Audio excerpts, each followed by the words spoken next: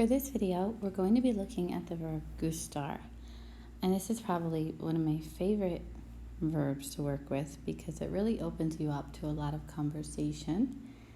And you don't really have to learn a lot of different conjugations. So let me explain. When we first started, you learned how to say me llamo. So I would say me llamo Sarah. But very few people actually ask what me llamo means. They assume that it means my name is Sarah. And that's not actually what I'm saying. What I'm saying is I call,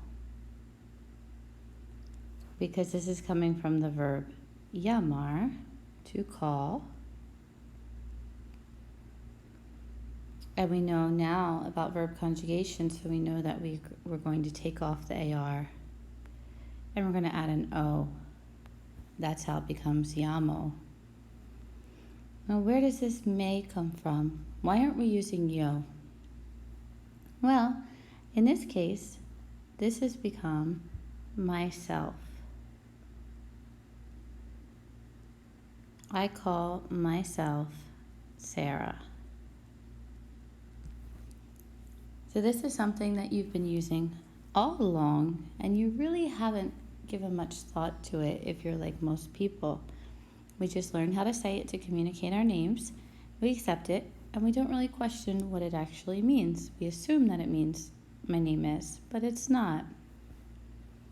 And that's very important for you to understand, because when we're working with gustar, we're going to use me gusta. And it has the same idea, where this me is referring to me. In this sense, I'm not doing the action. As you can see, there's no O at the end of gustar. I'm actually conjugating for the thing that is pleasing to me. So instead of thinking of this as I like, which most people will translate and say that you're saying I like, you want to say it is pleasing to me. And I'm going to show you a couple different examples. Here we have two examples of using gustar. The first one, we're using it with pizza, which is a noun. It's a thing. And the second one, we're using it with a verb, bailar, which if you look over here, means to dance. So when I say me gusta pizza, I'm really saying pizza is pleasing to me. It sounds funny in English, but it's really important that you drill this into your head, because it's going to help you to understand why we're using me and why we're not using yo. I'm not actually doing the action, I'm receiving the action. And the same when we say me gusta bailar. I'm saying dancing is pleasing to me.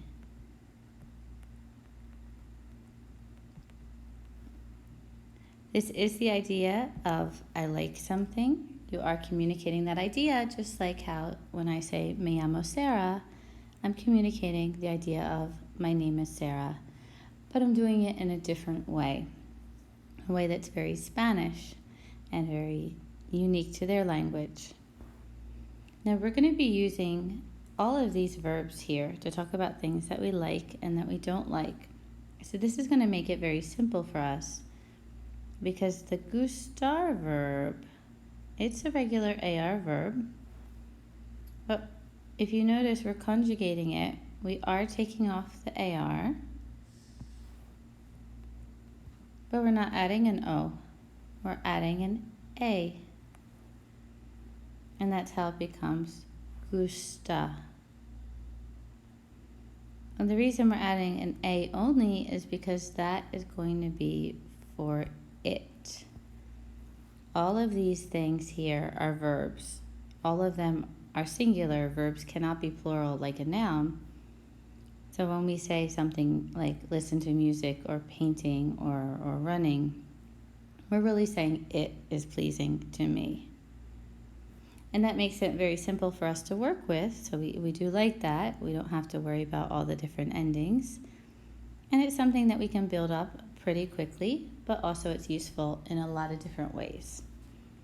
I'm going to go over these with you, and then I'm going to ask you to respond to this video by telling us what you like and what you don't like.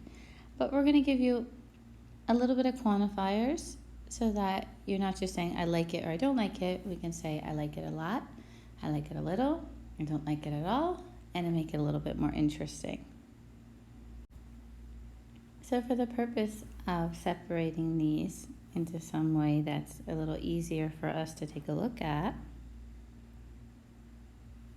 I'm going to use columns, and I'm going to separate them into things that I really, really like. And those are going to be under me gusta mucho.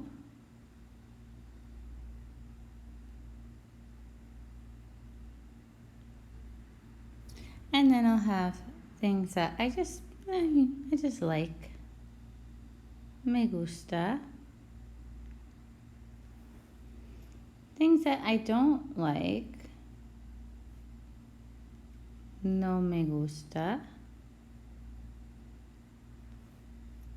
And things that I don't like at all. No me gusta nada.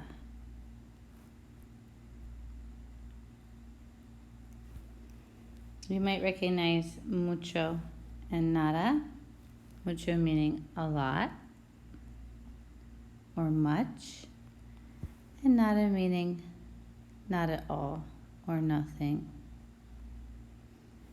So all we have to do in order to make our sentences here is to put the verb at the end.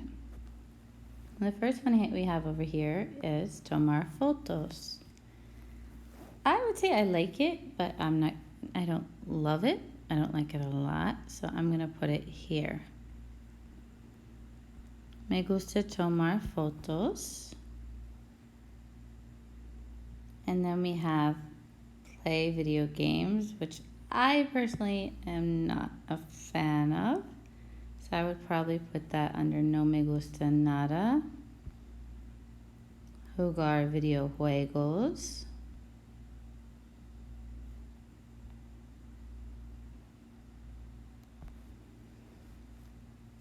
Then we have bailar, which also I don't know how to do and I don't like. So I'm going to put that here. No me gusta bailar. Correr. I don't like it, but I don't hate it. So I'm going to put that here. No me gusta correr. Ir de excursión. Sure, I like this. Me gusta ir de excursión.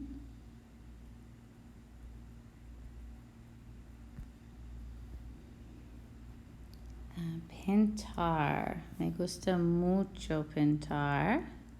To paint. And the same with music. Me gusta mucho escuchar música. And me gusta mucho leer libros.